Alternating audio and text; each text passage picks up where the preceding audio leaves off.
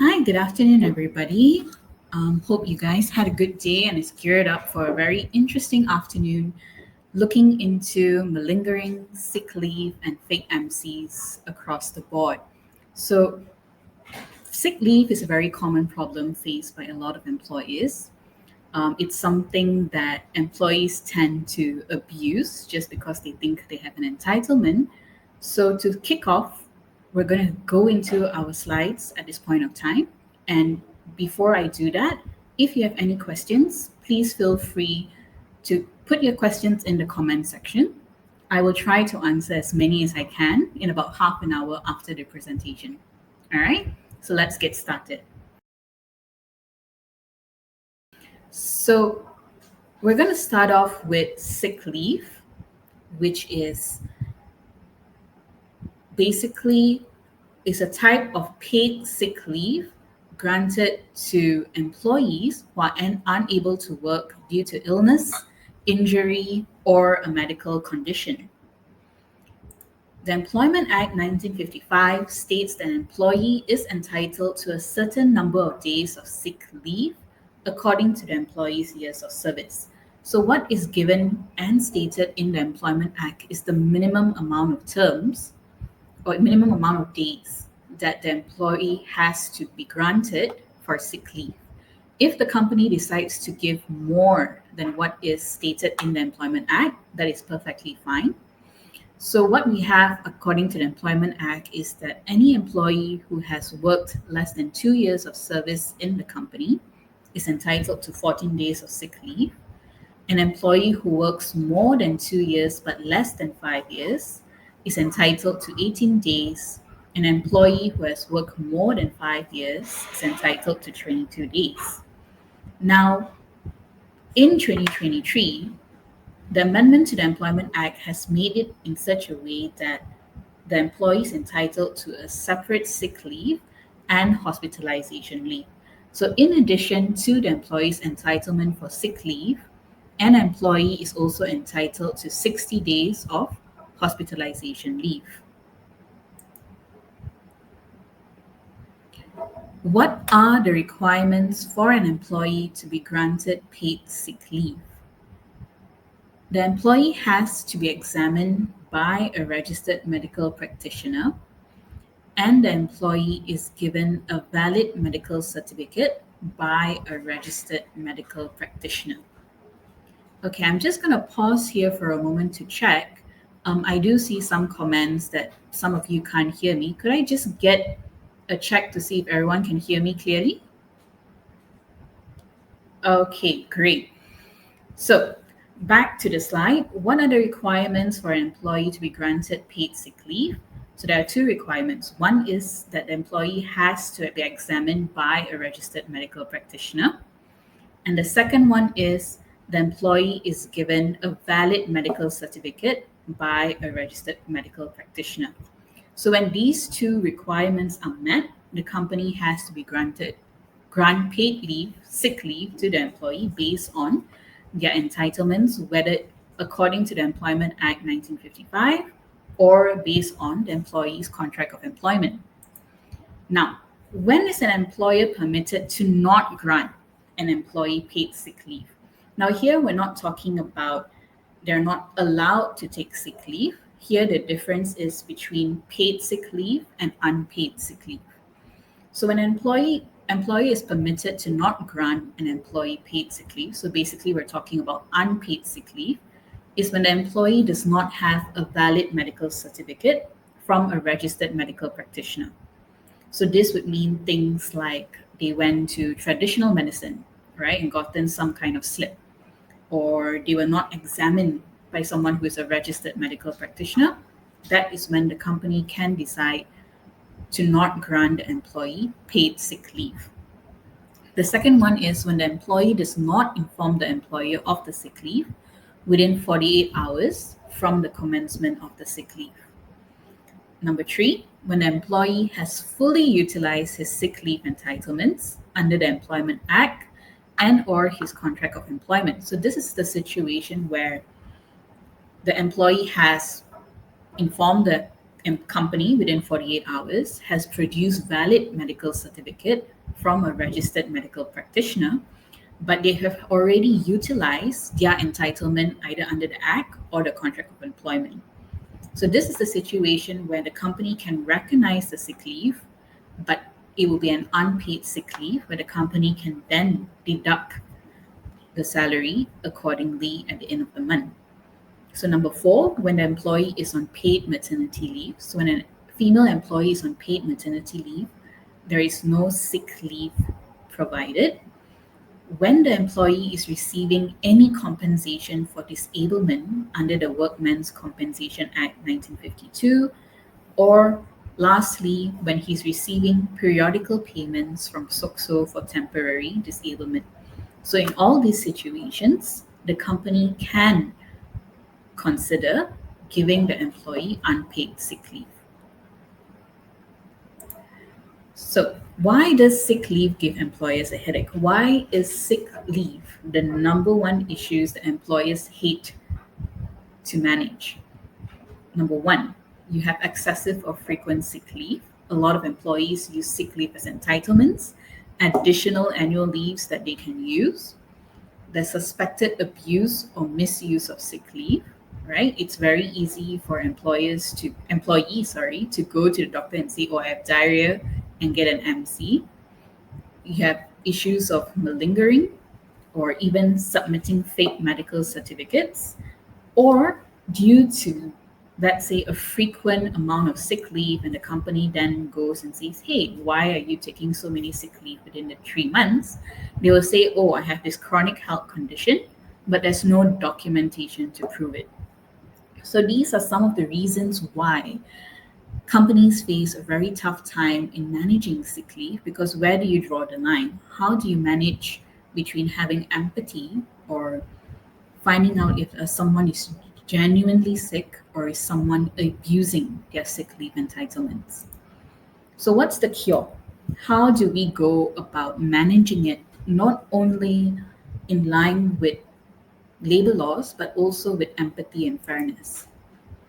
I would say that you start off with asking 5 critical questions. So, when managing any circumstances of sick leave, right, whether you're talking about malingering, fake MC, or multiple sick leaves within a month, start off with asking yourself these 5 questions so that you can understand or at least identify which step is the most appropriate to take.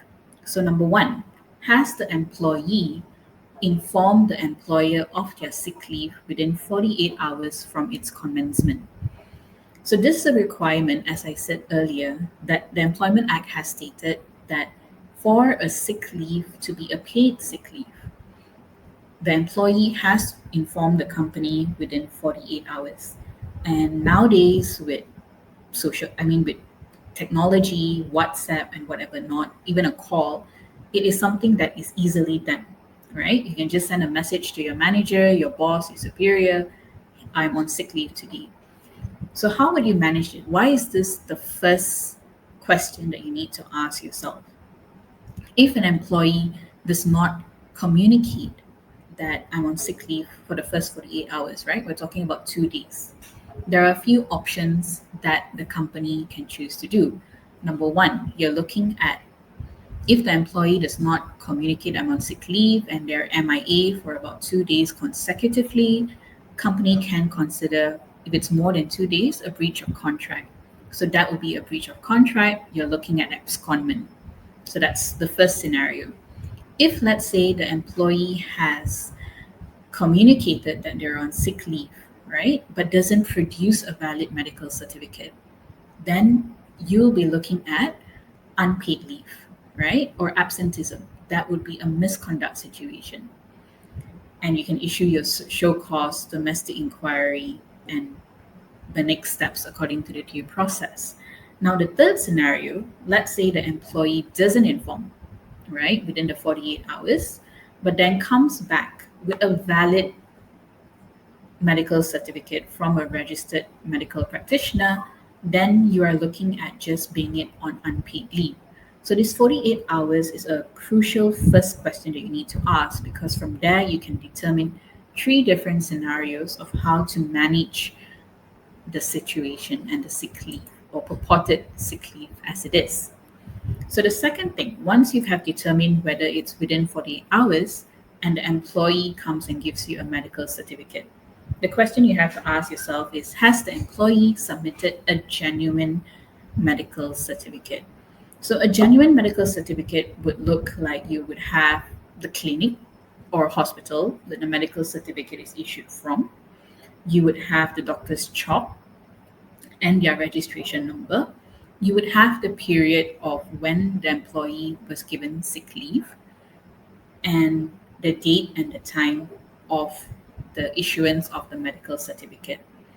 Now, why I would say is it a genuine or not? So if you feel that the medical certificate looks a bit tampered or it doesn't look like a normal medical certificate that's issued either by a clinic or a hospital, then you would start looking at investigating, verifying, because then you're gearing up and setting the steps on issuing a show cause for a fake medical certificate.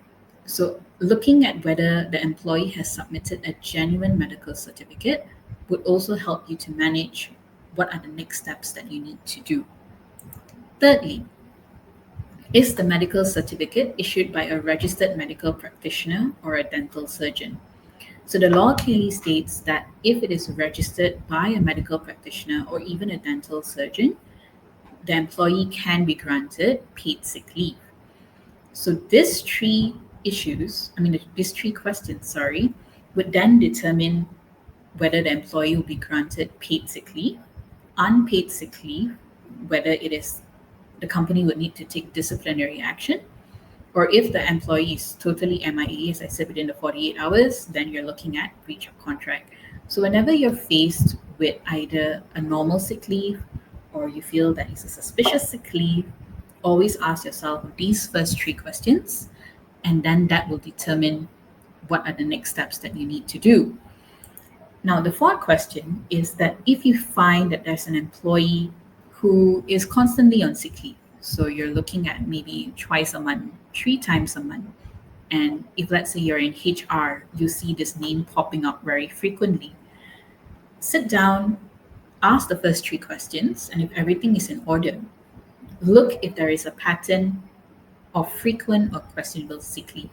So your pattern would be every Friday, every Monday, a day before or a day after a long weekend, a day before or a day after public holidays.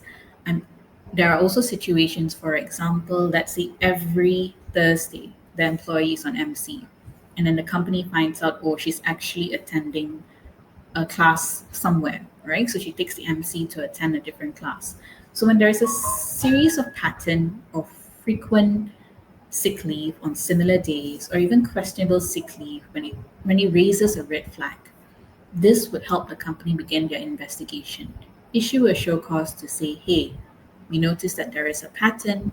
Can you please explain? So you would need to then start documenting this pattern. Means that you would have to list down what dates these MCs were taken, what days, is it like before or after a pattern you have identified, or even to a certain extent of what clinics or hospitals the MCs were then taken, right? So once you have established a pattern, you can then begin your investigation, which may lead to a disciplinary action because you're setting your stage on proving excessive use or even abuse of sick leave.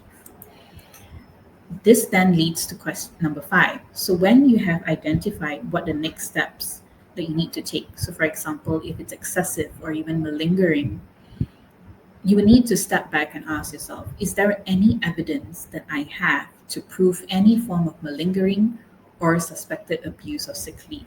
So identifying your pattern, for example, would be evidence then to show that there is suspected abuse of sick leave or even excess use of sick leave. If it's malingering, which you need to prove, what evidence do you have before you can initiate a disciplinary action against the employee? So these are the 5 critical questions in dealing with sick leave that will then help you determine your next steps. So we'll look at scenarios at this point of time. So scenario one of excessive or frequent sick leave. So Mr. A has been taking frequent sick leave over the past 4 months. The sick leave taken are as follows. So let's say on 4th March, he took 1 day, 18 March, he took 1 day, 22 March, 1 day, 27 March, 1 day, 3rd April, 2 days, 17 April, 1 day, 30th April, another day.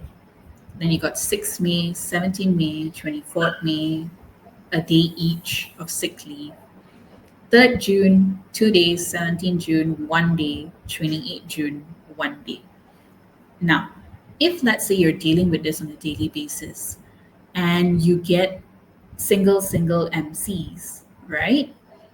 It may not register that it's excessive or it's frequent unless you sit down and identify the patterns, right?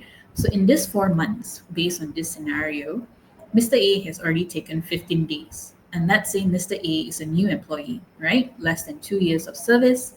This has already exceeded the entitlement under the Employment Act. So what do you do in this scenario, right? How do you take it? So let's say even all of this valid MCs, right? So there's no issue of fake MCs, there's no issue of not informing the company within 48 hours. It is just over the course of 4 months, he has taken about 15 days of MC, which has raised a red flag for the company. So, what are the steps you can take? So, number one, you have to ask, are all the sick leave taken supported by a valid medical certificate? If yes, no issue, it is still a paid sick leave, right? Then you ask the second question, what are the illnesses suffered or reasons that a valid medical certificate is given? So some medical certificates will identify what is the problem: headache, diarrhea, gastritis, or whatever reason, right? Nauseous, vomiting, migraine, you name it. Some companies, some clinics do state it in their medical certificate. Some don't. They just state the day, when is the medical certificate given, and issued by who. So you need to then ask maybe the employee, or even based on the documents given, is there a consistent illness suffered or reasons that a valid medical certificate is given. So once that two questions are asked, you then look at if there is a pattern. So you're talking about excessive sick leave, so 15 days over the past 4 months. Is there a pattern that I can identify? Whether it's a frequent Monday, frequent Fridays, was there a public holiday within that 4 months? And if you have a pattern identified, that can be included in the show cause letter.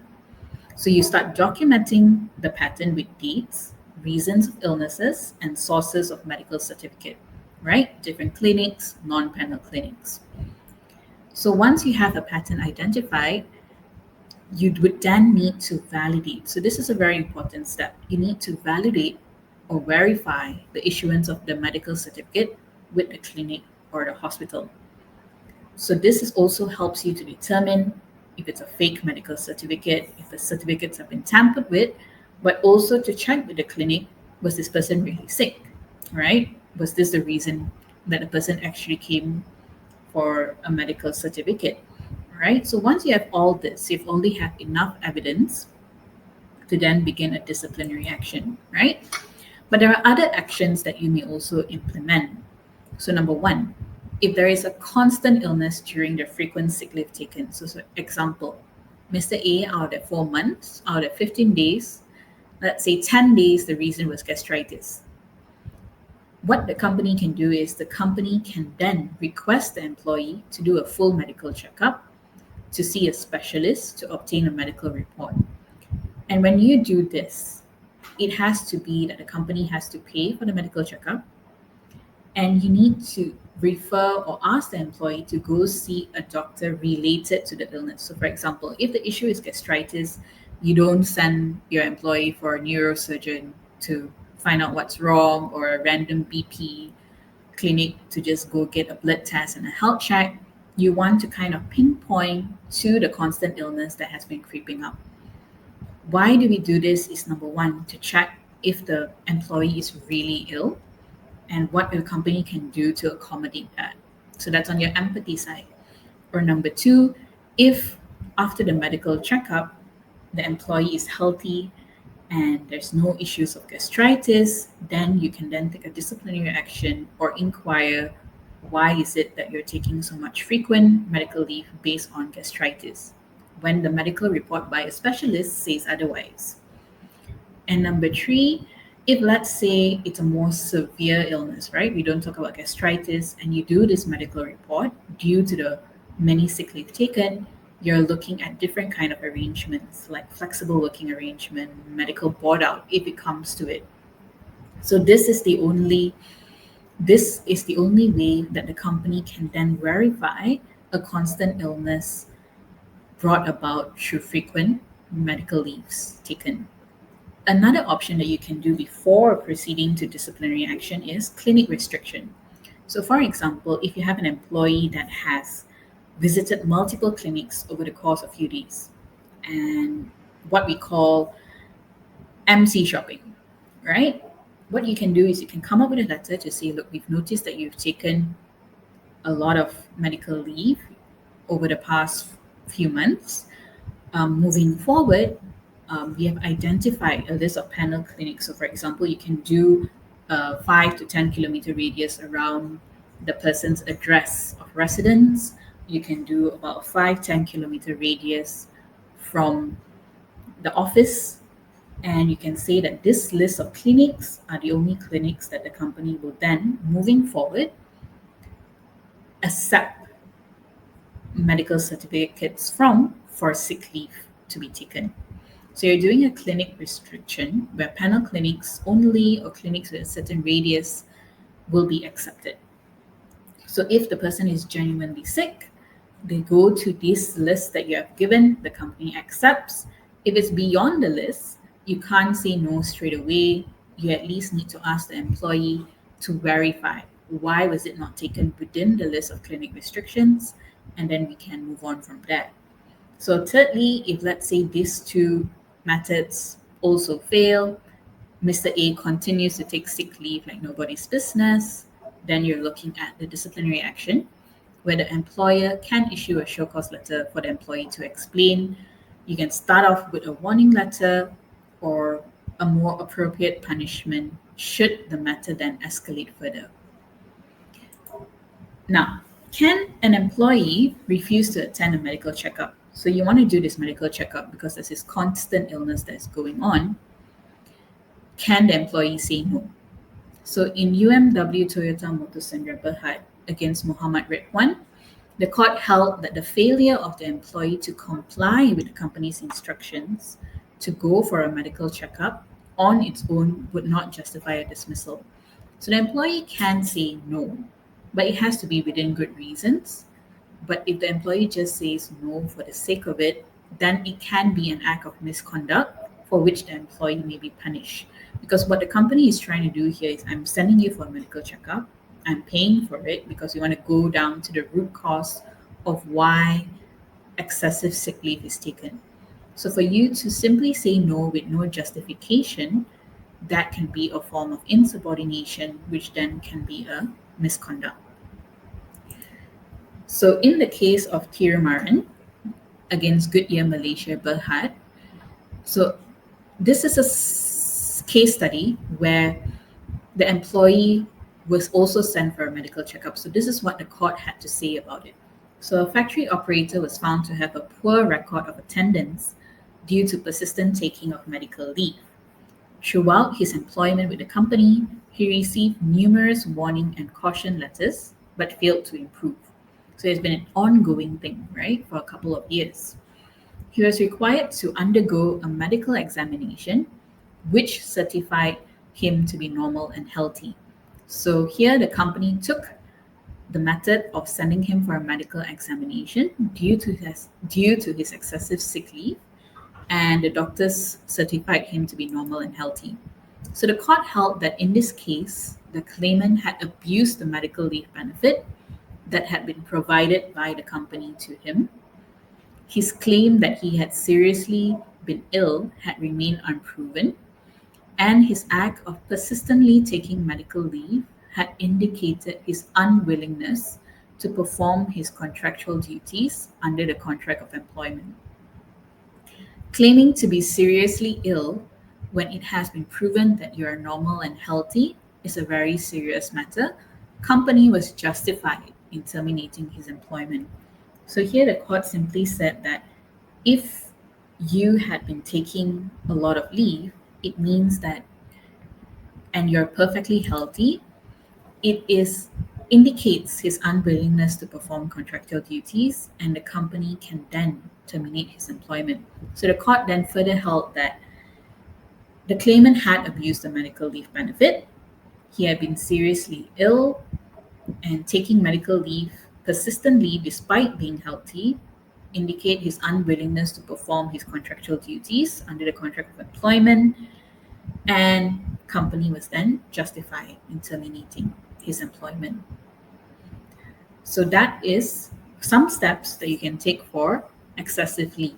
Now, it doesn't mean that this is a foolproof way to handle every matter of sick leave. It really depends on the circumstances of the case. But these are some tips that you can then take to implement while handling your own sick leave scenario. So, the second one, fake medical certificate, which seems to be on the rise lately. So, Miss B WhatsApp her manager that she'll be on sick leave from 13 to 15 June 2025.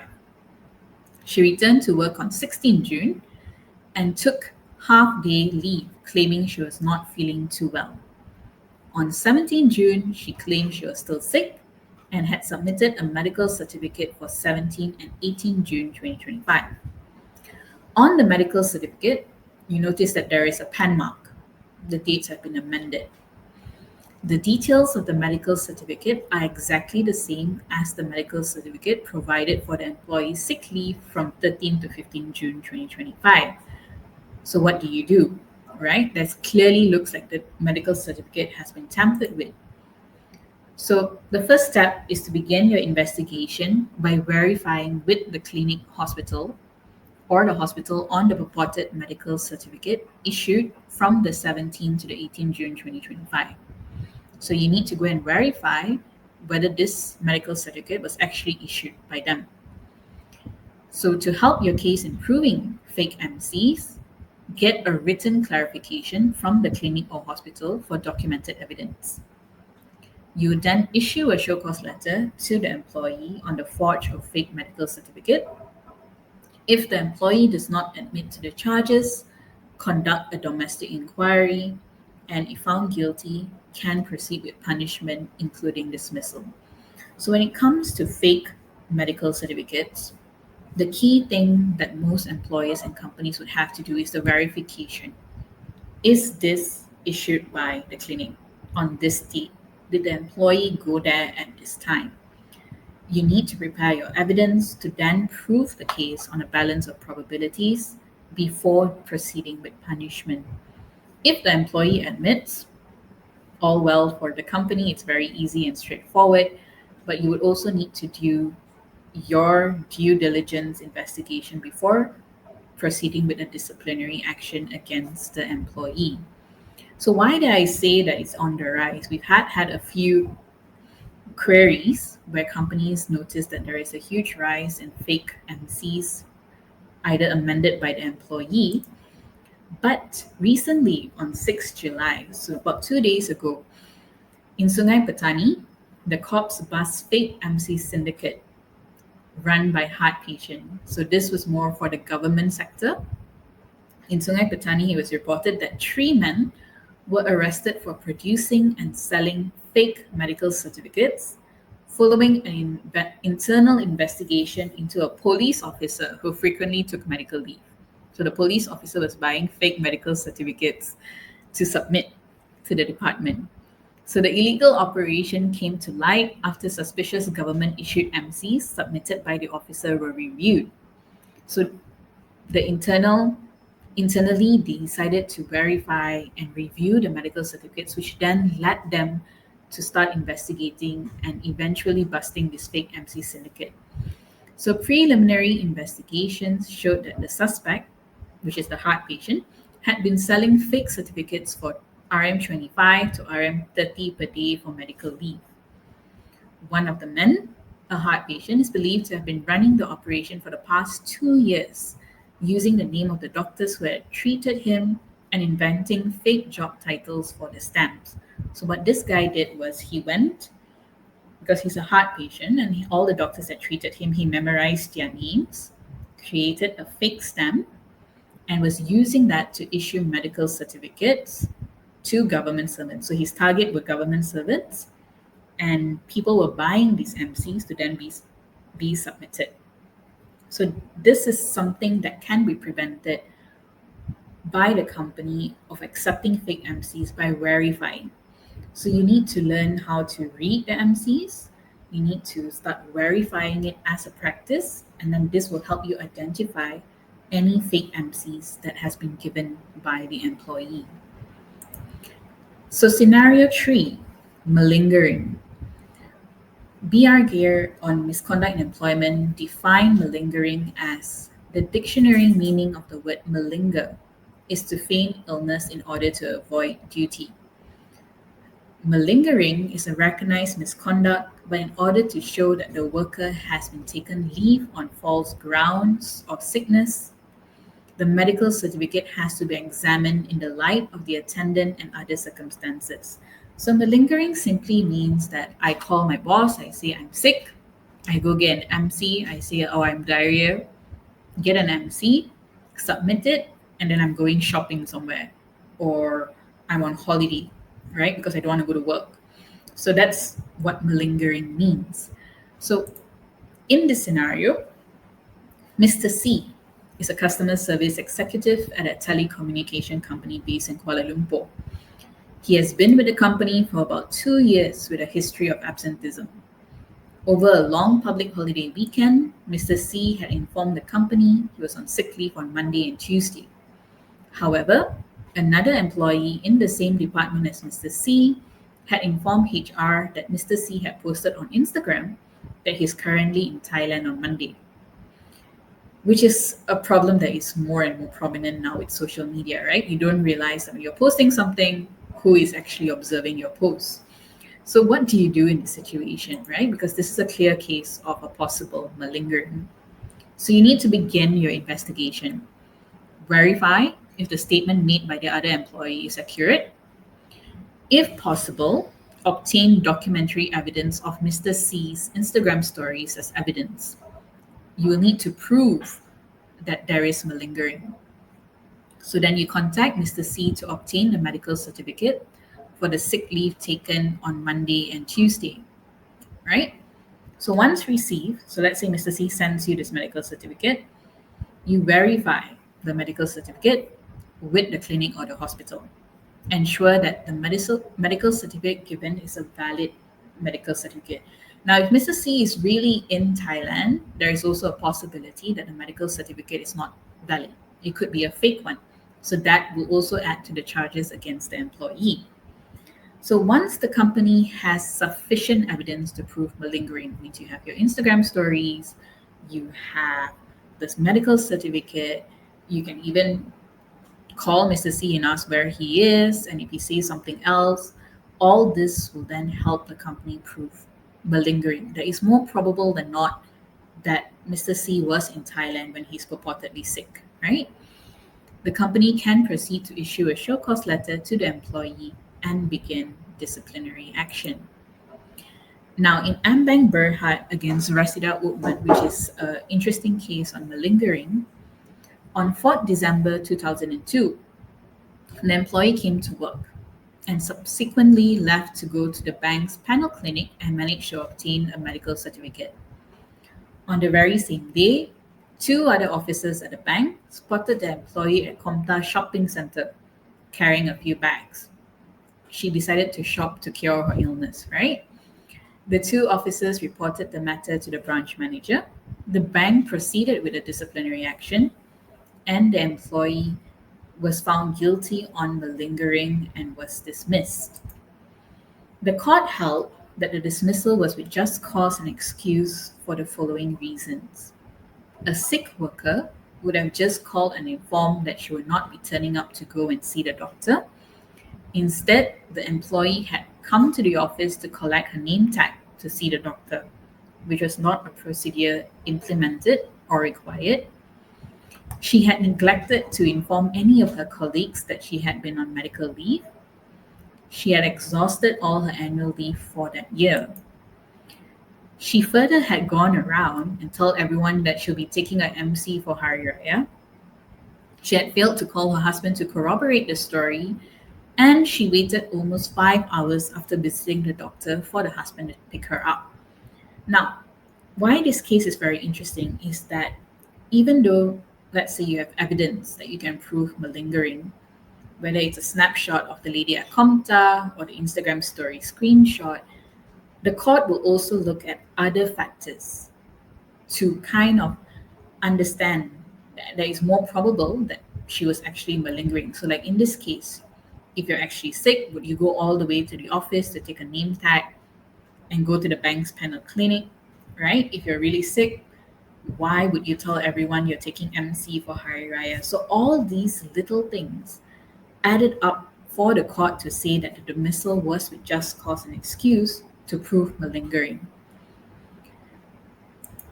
So, what are the common things that employers face when managing sick leave? What are common pitfalls that companies do that then allows the sick leave to be abused or allows the sick leave management to get out of hand? So, number one is vague policy on sick leave and its requirements. So, generally, in the handbook, or generally some companies, they have policies where they say, oh, your entitlement is this, but they don't talk about maybe the requirements to submit a medical certificate in the system within a certain period of time, or they don't train their managers to comply with those requirements internally that the company has when it comes to applying for sick leave. So, when it comes to vague policies, that's when it gives employees the liberty or the space to then abuse the system. So, the second is inconsistent enforcement. Some managers maybe are a bit strict if they want if sick leave, everything has to be done properly. Some managers will just take their word for it and don't see that there's a pattern. So HR or the company then doesn't take the appropriate action for those instances. So sometimes across departments, you could have one department that is enforcing and monitoring sick leaves, and you have another department that doesn't even realize that they have a lot of issues until it's too late, right? Because you also have to think about condonation. So, inconsistent enforcement is another common pitfall that the companies face. Similarly, pattern absences are overlooked and ignored. Managers are not trained to identify red flags in the sick leave taking where there can be a pattern that's already identified. So, before it becomes chronic absenteeism, the managers don't highlight to HR, or nobody realizes that this can then be curbed at the very beginning. Inconsistent practice to validate the medical certificates produced. Companies don't practice verifying medical certificates that are given. Difficulty in proving malingering. So there's not enough evidence to prove malingering. So these are one of the challenges that companies face. Or no follow-ups after sick leave is taken. So this is also a very common issue where the employee just WhatsApps the supervisor, I'm on sick leave today, and nobody does anything, right? So the sick leave is taken, company pays as usual, and 2, 3 months down the line, HR realizes, oh, there's no MC given for the sick leave. Can I then deduct the pay? Can I issue a show cause 3, 4 months down the line? So there are no proper follow-ups to ensure that, okay, you say a sick leave is taken, is it applied in the system? Is an MC given? Do I verify the medical certificate? So all those steps are not taken, and that's how employees tend to also abuse the sick leave entitlements. And lastly, on the more empathetic side of it, they overlook underlying issues. So you're looking at burnout, toxic environment. So when employees start taking frequent sick leaves, whether it's before a big presentation or before the big boss comes in, um, sometimes it's not so much of abusing the sick leave, but just not wanting to come to work. So that's when the company can go on the more empathetic side to say, to kind of find the underlying issue. Is it mental health? Is it a burnout? What can we do to kind of manage it from a more well-being perspective, employee engagement perspective, than just on a more disciplinary, you're taking too much of sick leave. So these are the common pitfalls that the companies then have when managing sick leave. So what are the strategies that employers can implement to manage sick leave effectively? Establish a clear sick leave policy. Not only their entitlements, but you detail procedures, requirements, and what the consequences. So when you have all of this, that then goes to the company informing employees they're aware, number one. Number two, it also safeguard the company to say, hey, look, we were very clear from the beginning of what needs to be done to either get a proper sick leave approved or what are the consequences if you don't comply with these requirements. So it will also back the company up in then taking disciplinary action or even having counseling sessions with employees to kind of curb this high frequent taking of sick leave. Number two, get managers to conduct a quick check-in session with the employee upon their return.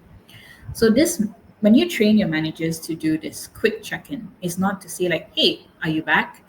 It's more of, are you recovering well? Are you okay now?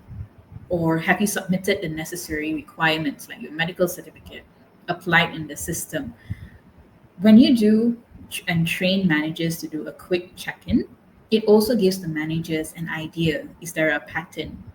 Because they're already engaged with the employee. Is there a pattern? Are there any red flags? Is it really sick or is it more of a burnout? Right? So just having a casual conversation with employees as part of the check-in upon their return would also help to mitigate any form of further sick leave taken, or you can take a more flexible way if it's a burnout mental health situation, right? So these check-ins will then help do like a temperature check on the employee so you will kind of know what to do in the future. Number three, train managers to identify patterns and trends. Now, we understand in a very big company, sometimes HR can't do everything. So that's when your manager comes in to say, like, hey, look, there's a red flag here. It's quite frequent. I've had a chat with him. Nothing's working. We need to do something a bit more firm. So this will then get the company to start acting at the very beginning and not when it has turned into chronic absenteeism, not when it's too much to go through and condonation issues starts popping up. So training managers to identify patterns will not only help HR, but it will help manage the situation overall for the company. So list down and inform employees of company approved panel clinics.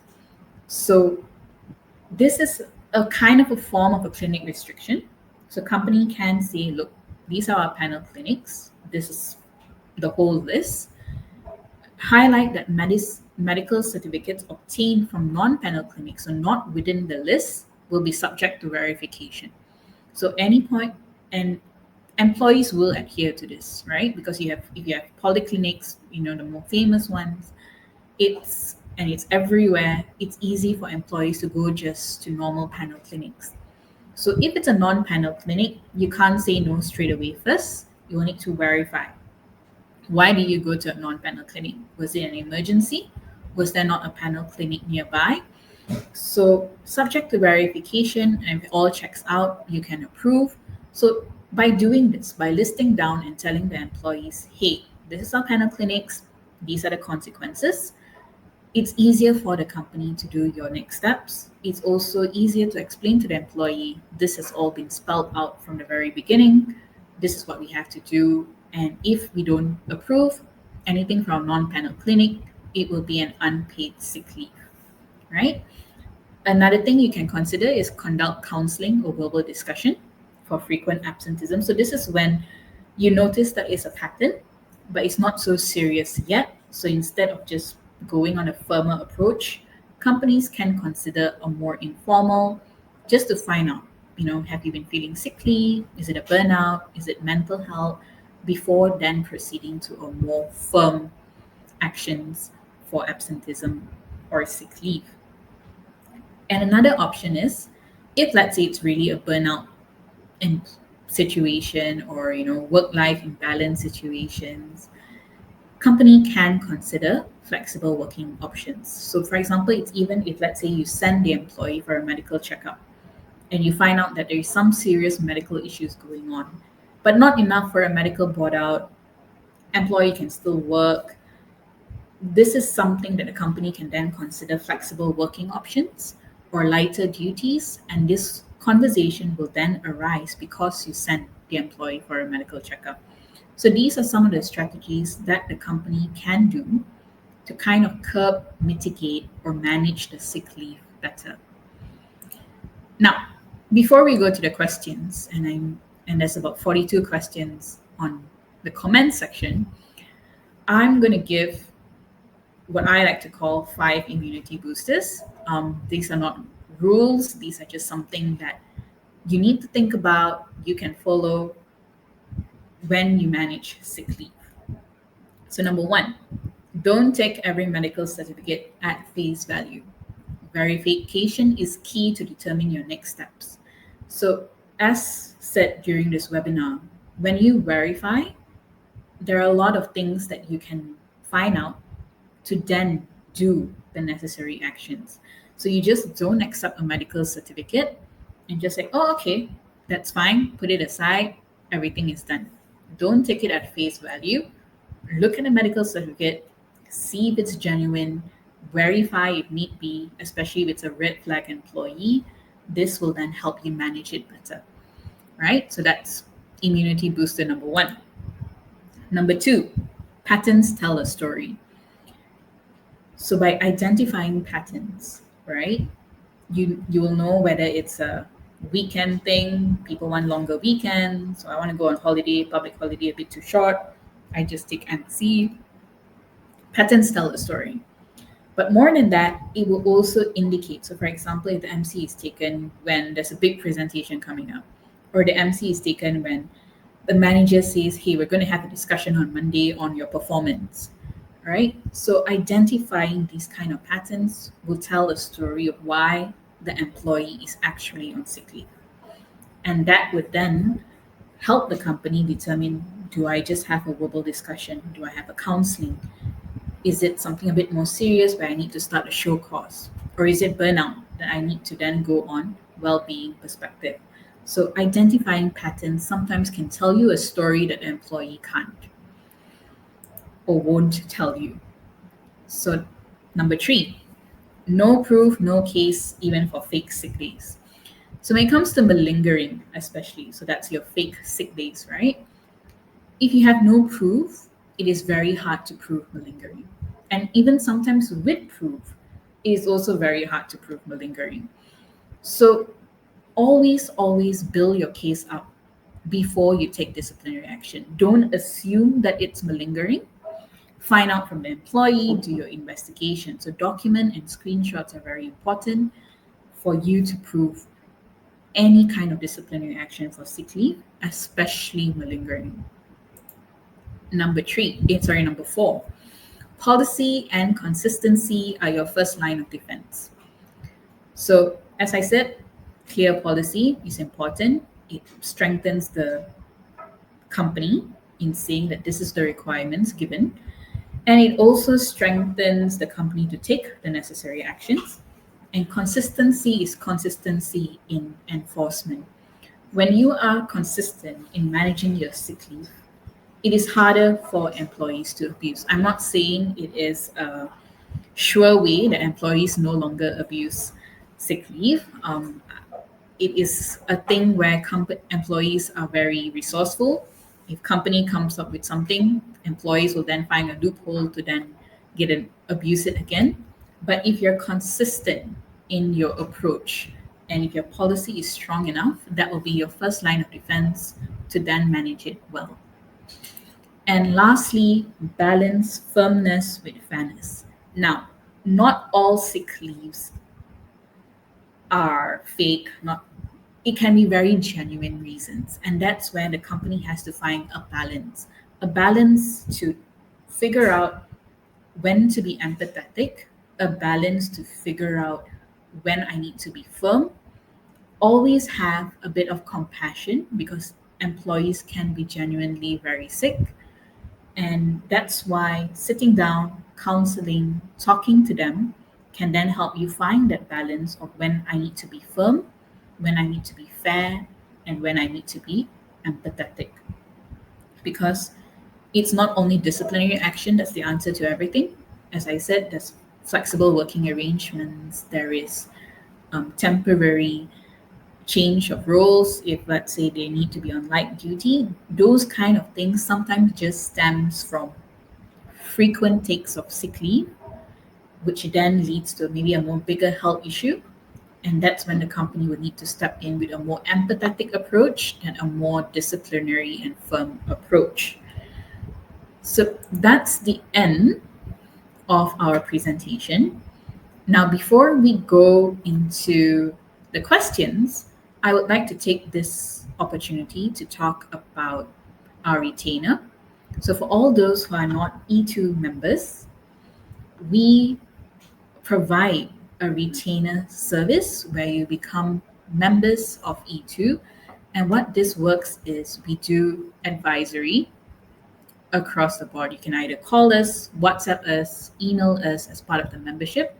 You get updates, you get free reviews of letters, simple letters, and you get the first invite or invitation to events like members meeting, which is specific only for members. So these are some of the services that we provide under our retainer.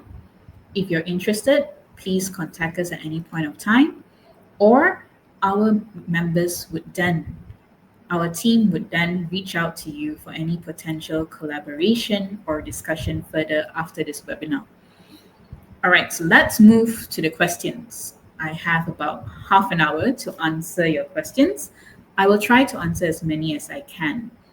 Can I have the first question up?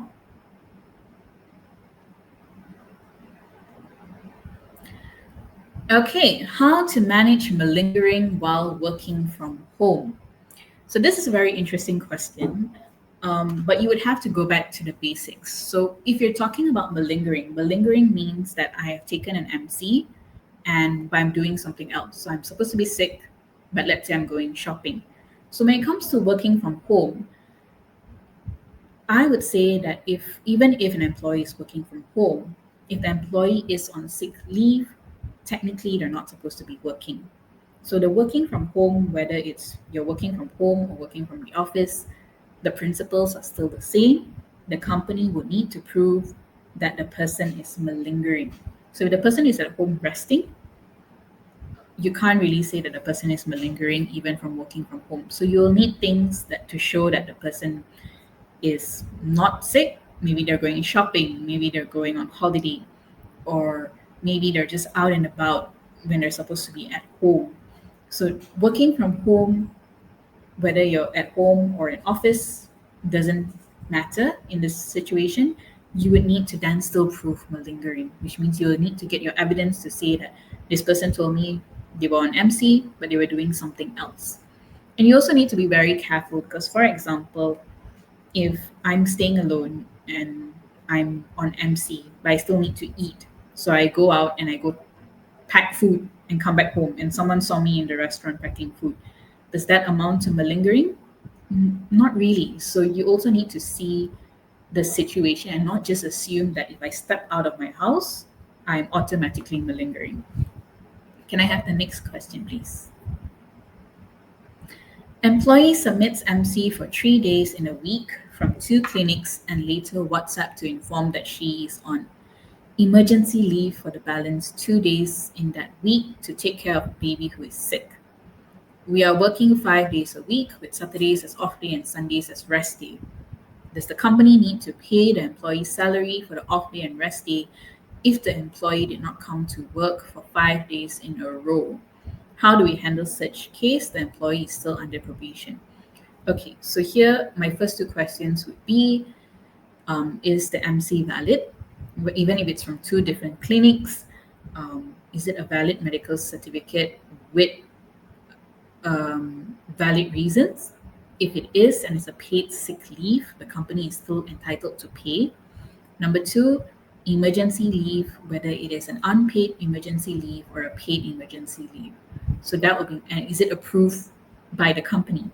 So if, let's say, for example, it's paid sick leave, where everything is in order, and the emergency leave is also approved by the company as the paid emergency leave, because some companies do afford that, right? Then Saturday and Sunday is still paid. So regardless of whether it is, even if let's say the MC is not valid, the EL is unpaid leave, you still pay for Saturday, Sunday, especially if they're on a monthly paid salary. If the employee is still under probation and this is something that is frequent, you will then start giving warning to the employee, saying that, look, we've noticed a frequent pattern, and it's affecting the productivity of the team. At the end of the day, if there's no improvement, the company can choose to non-confirm the employee. But make sure you have documentary evidence to prove in case it goes to an unfair dismissal case. Can I have the next question, please?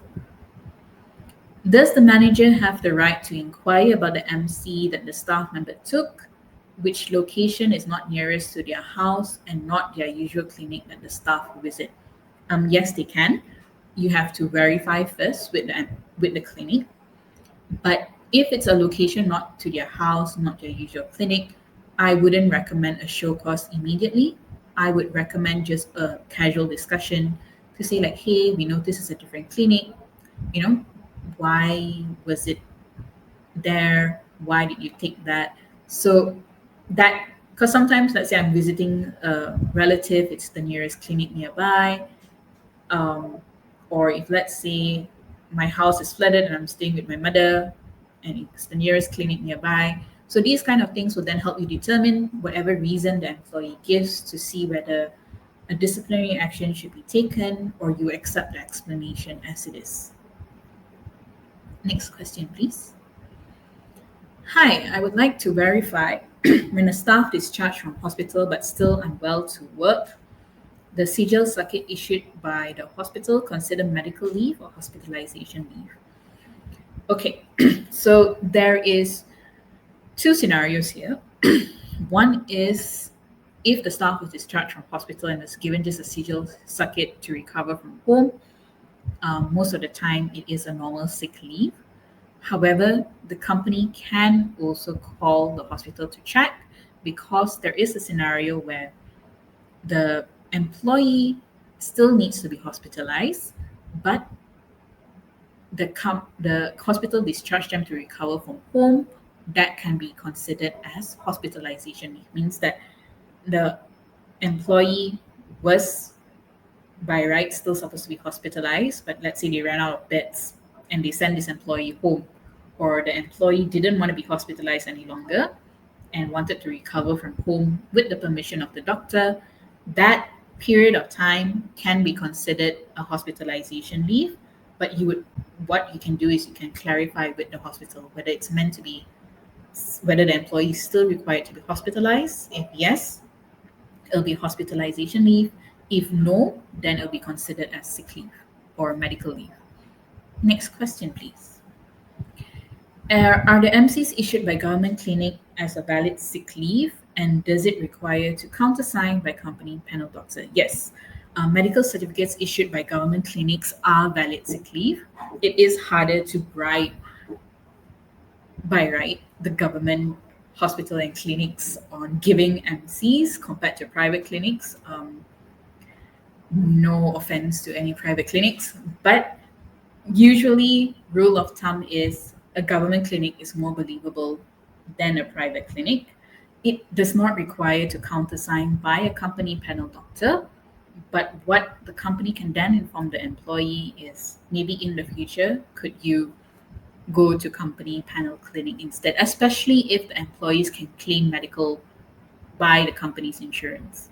there's not a necessity to then go to government clinics. Next question, please. How is the leave of hospitalization calculated? Does it include Saturday, Sunday, public holidays? Yes. So sick leave and hospitalization leave are continuous. It doesn't go Monday, Friday, stop, then Monday, Friday again.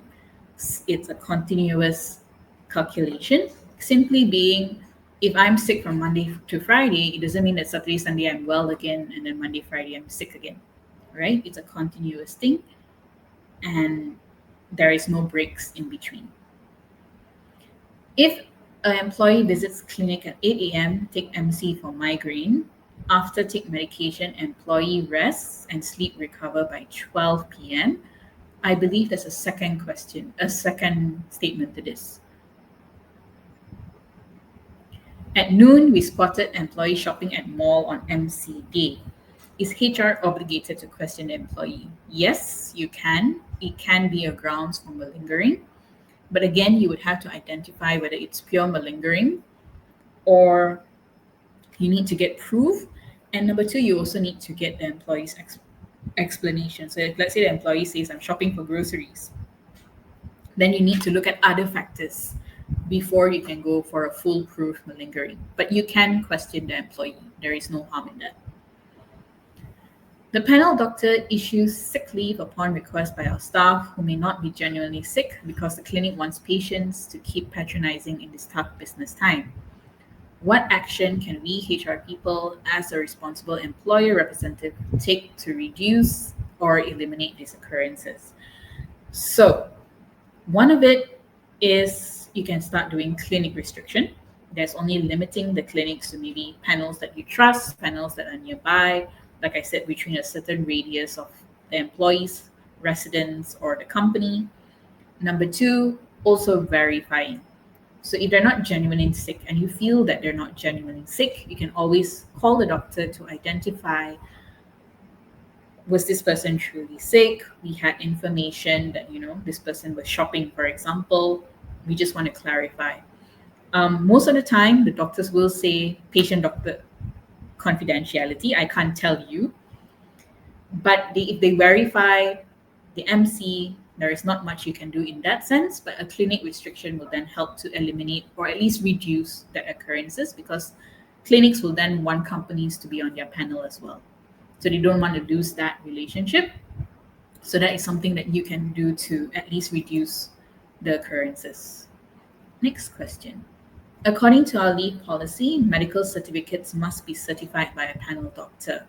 If company does not appoint dentists to our panel, can MCs issued by non-panel dental surgeons for service such as tooth implants or root canals be accepted, or should they be rejected? So the law clearly states that even dental surgeons, especially registered ones, if they issued medical certificates, the company has to recognize it as paid sick leave. So even if the company doesn't issue or doesn't list a list of panel dental surgeons, it doesn't mean that the company has to reject any MCs given by dental surgeons. What happens you then is to tell the employee, we'll still accept this, we'll verify it first, but if there is no reason or solid justification to reject that MC, the company should not simply reject it just because they're on one panel as well. If a staff is on hospitalization leave for a month due to an accident and then falls sick, receiving 2 days of MC during the hospitalization period, how will the company address the 2 days of medical leave? So this, I would need a bit more information to, if number one, if they're on hospitalization leave, are they still hospitalized or are they at home?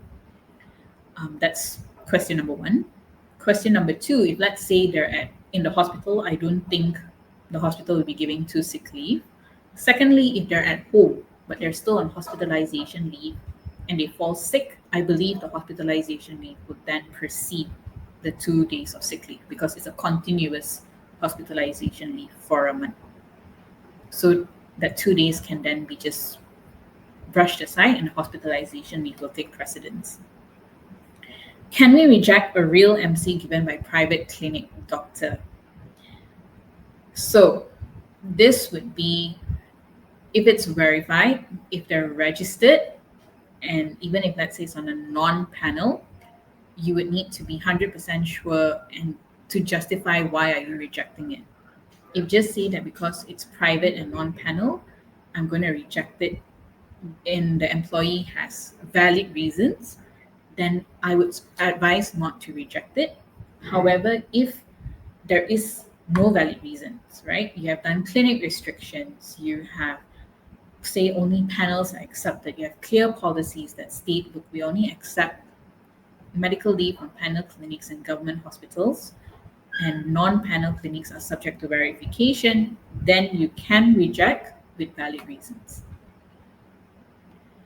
Employee informed supervisor he had fever in the morning, but after visited the doctor, only time slip is given and doctor said no fever, issued only some painkiller. He was in the morning shift but visited clinic 1 hour before end of his shift and absent for a day. So this would be a misconduct situation. You would need to inquire because he was only given a time slip, means the doctor says that you're fit to work, except that time slip where he was given that painkiller. So if he was absent for a day and there was no valid medical certificate given, then it will be considered absenteeism and the company can then take a misconduct action and minus off the pay for that day. Next question. Employee hopped a few clinics in a day to get MC. So the employee was basically MC shopping. Number one, verify if let's say the employee was successful in getting an MC, verify. I would not go with a disciplinary action immediately unless there is a very serious pattern. So, if, for example, if this has happened multiple times, then yes, you can go for a disciplinary action, your show cause, and a warning letter or a more serious punishment if need be. But if it's the first time, maybe consider having discussion, verbal reminders, inquire why you need to go to a few clinics to get an MC, right? So start off building your story before you take a more firmer action. What if you notice is HR personnel or director of HR that is malingering? Similarly, principles will still apply. You still need to get proof, but looking into the fact that it is the director of HR or a HR personnel, that's when the company can consider hiring an independent consultant to then manage it for you. So maybe do the investigation, gather the evidence, help you issue the show cause. So that scenario would then be outsourced or maybe given to if you have like an ethics committee in your company, a different department, but the principle still stays the same. It doesn't mean that if you're in HR, you have immunity from all of this. You will still have to prove malingering, regardless. How to identify fake MCs produced by MCs that may be generated by AI apps? Very good question in the AI technology where AI is coming up with anything from pictures to documents. One sure way of identifying is verifying, the verification process. So each doctor is given a registration number, which companies can easily check online. So that is one way of identifying. And the next step is to actually call the clinic. So, for example, if it's a clinic that doesn't exist, you already know that it's a fake MC. And if the clinic exists, and let's say by somehow the doctor's registration number is also accurate, call the clinic to ask whether this MC was actually issued by the clinic on this day and this time. So this will help you to then identify fake MCs that may be generated by AI apps. It's the first step because clinics are also very cautious on issuing medical certificates because they can also get questioned. So these are some of the things that you can do to verify any fake MCs that may be generated by AI apps. Hi, I have a staff who reported medical leave, has valid MC, but we come to know that she went to JTK to complain about the company. I can issue a show cause letter, right? Yes, you can. This will be the first step in investigation for possible malingering, despite the risk that JTK complaint was done. But if you have a valid MC and you were purportedly sick, but the company finds out that you went to JTK, you can issue a show clause asking for explanation, but you have to make sure that you have the evidence to prove it, especially since now you have that possible complaint with JTK or any further issues in the future. You want to make sure that you have all the evidence and not just someone telling you that she went to JTK or a hearsay that say, oh yeah, I was sick, but I went to JTK to complain about the company. You want to have solid evidence before issuing or taking dismissal, for example. But issuing a show cause first is perfectly fine. You just have to make sure the evidence is there before you take any further, more serious punishment. Next question. Hi, one of our staff members' wife had unfortunately experienced a miscarriage. The doctor, a gynecologist, issued a medical certificate to both the wife and the staff member male at the same time.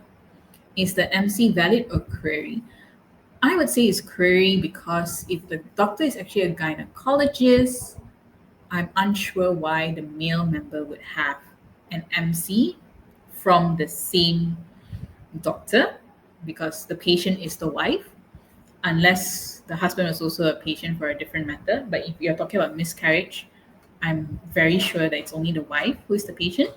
However, here, despite it being a query, you may want to be a bit more empathetic in this situation, considering the miscarriage. So you may consider alternatives before going to a disciplinary action. But the MC for the husband can be queried. May I know if hospitalization leave is applicable only when they were admitted in the hospital?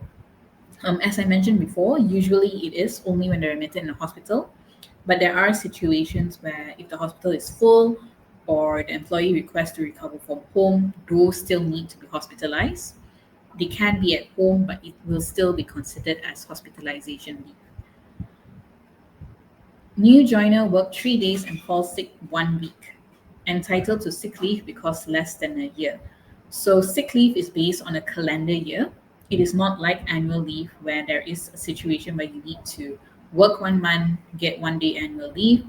Means if I start joint work, I'm entitled to 14 days per year despite my months of service. So in this situation, they are still entitled to that 14 days despite only working for 3 days. Can we not grant paid sick leave if the MC is not from our panel clinic? Yes, you can, provided you have a policy that clearly states that non-panel clinic that issues MC will be subject to verification and may be rejected. Number two, you will need to ensure that you have asked the employee for justification before rejecting it. And number three, you would also have to look at the circumstances of the case. So if it's the first time, you may want to be a bit more empathetic. However, it is, absenteeism and it's a consistent thing, then you can go with rejection. But it does not prohibit the company from rejecting MC not from our panel clinic, only if there is a clear policy. The company does not state any kind of policy.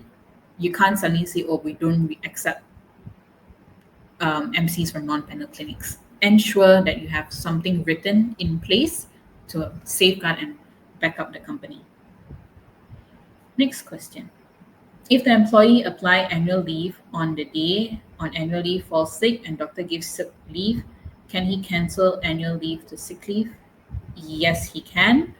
The annual leave will then be credited back into the system.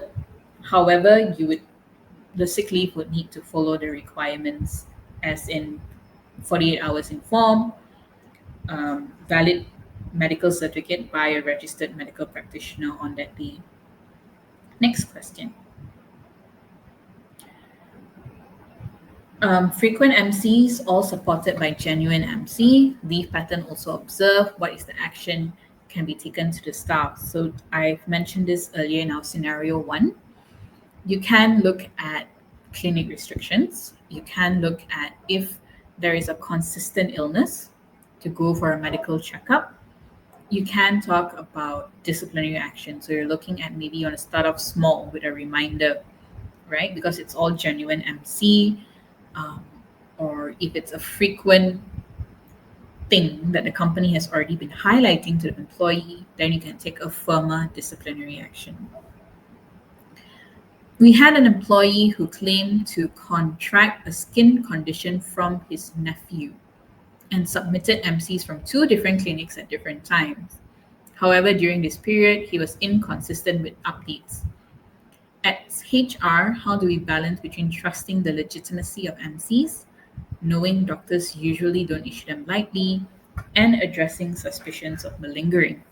So this is when you do your verification. Number one, you can question the employee by issuing either a show cause or having a verbal discussion, which will then be documented thereafter, of why was there a need for two different clinics at two different times.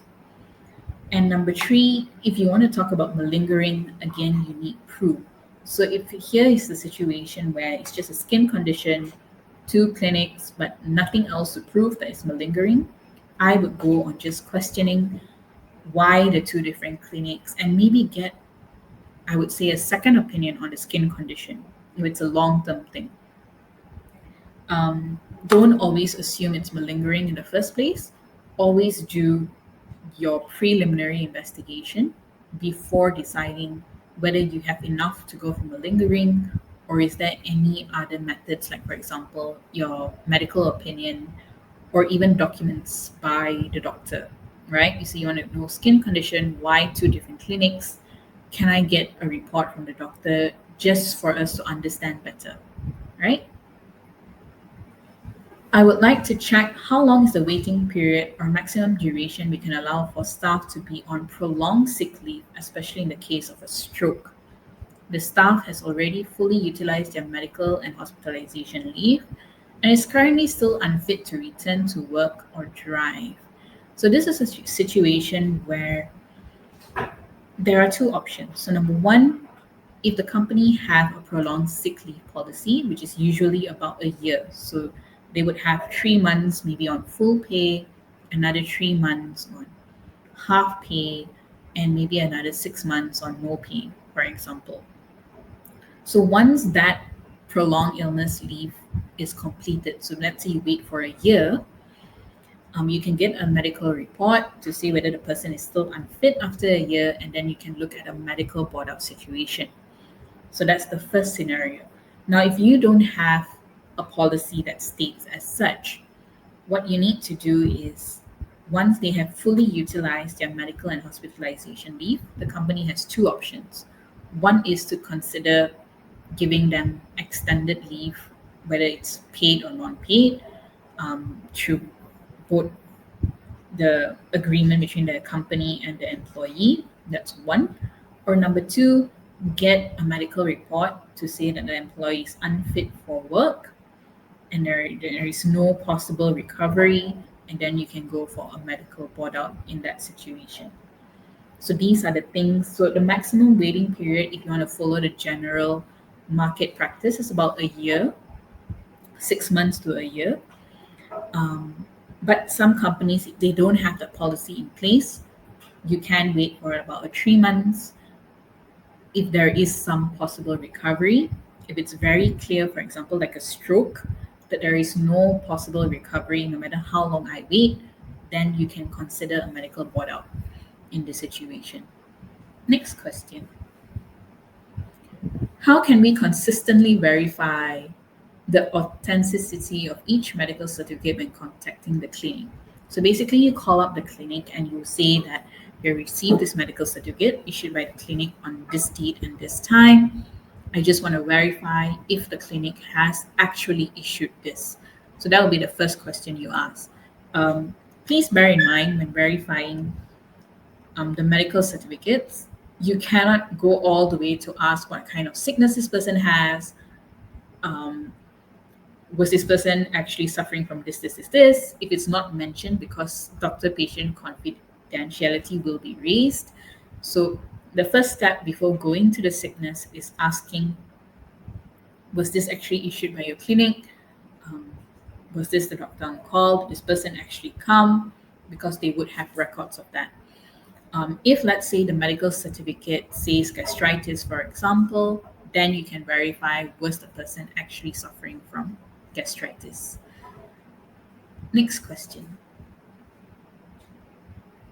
Can I skip DI for fake MC?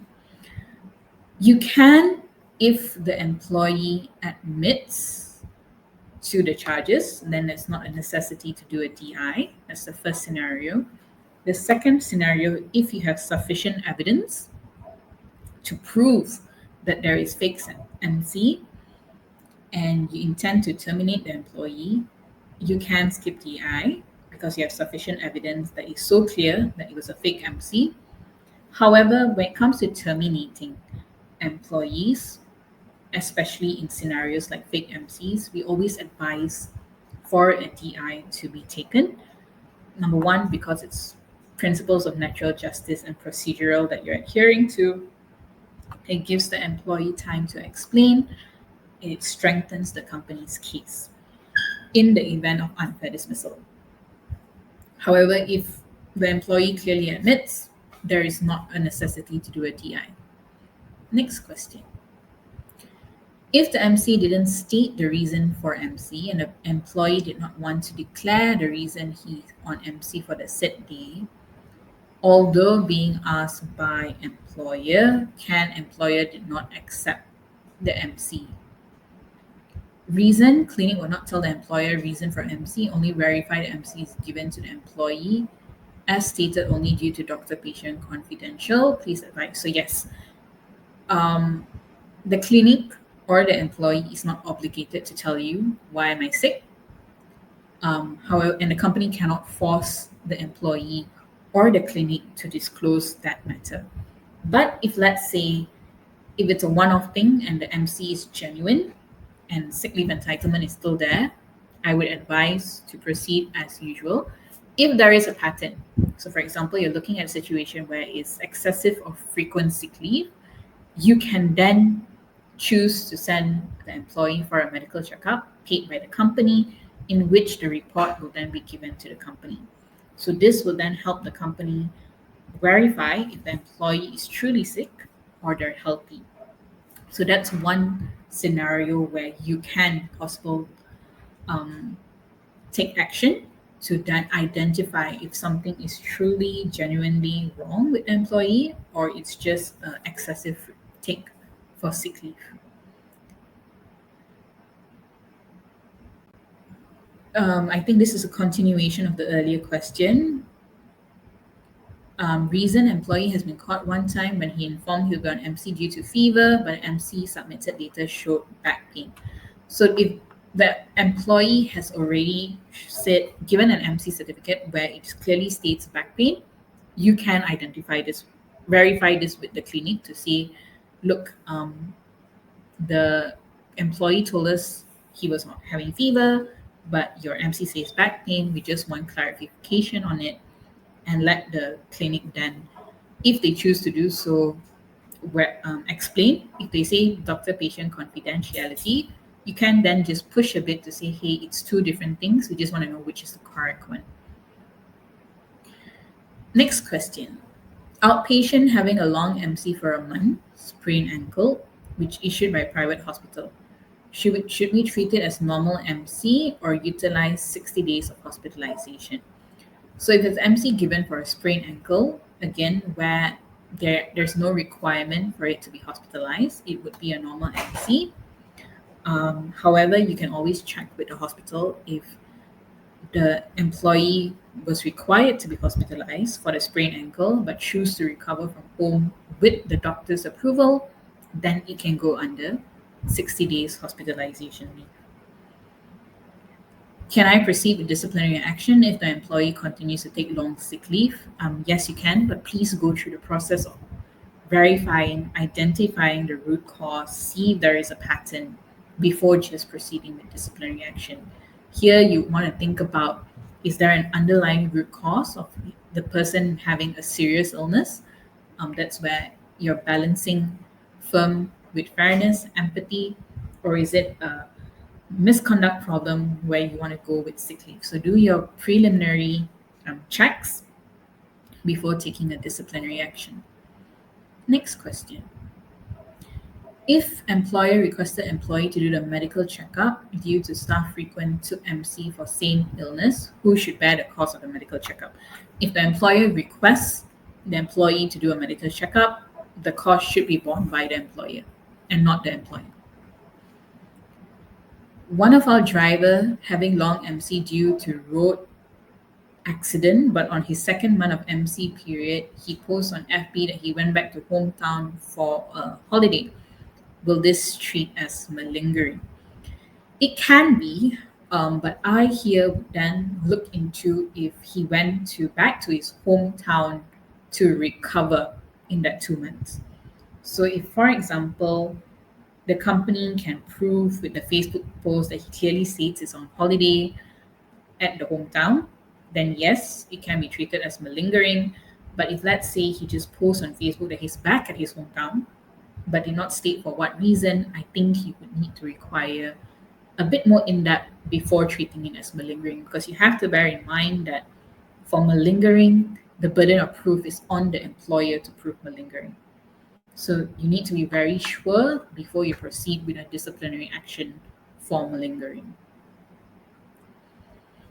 With regards to entitlements, what happens when a company nicely spell out that the employee will be covered by a group insurance scheme, and this appears in every employee's letter of employment, just to inform an employee who had been hospitalized that the scheme is non-existent and to have the employee fork out money of their own in 5 figures.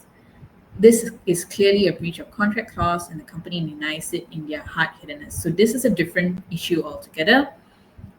This one, the company and the employee would have to sit down.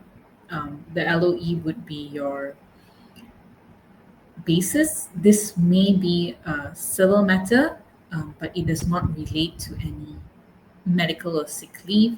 Here, I can't really advise because I don't know what's the exact words of the letter of employment, nor do I know what's the reason given by the company.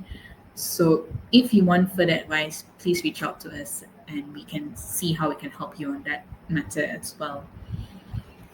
If staff obtained the medical leave for her follow check in hospital is considered as MC. Yes, if the doctor does produce a medical certificate for that follow-up as well, it will be considered a paid sick leave.